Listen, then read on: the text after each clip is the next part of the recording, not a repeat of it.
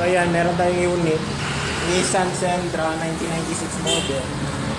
Cleaning tayo. Evaporator niya, no? Baba na natin.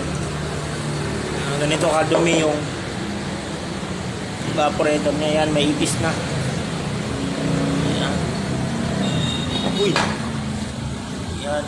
So, ganyan ang nangyayari sa evaporator pag hindi nasusunod yung maintenance ng cleaning. Yan, o. Ayan. Eh, dapat once a year ka talaga nagpapaklining. Ayan. Yan, yan yung ipis. Okay. Ano, pinahaya na ng ipis.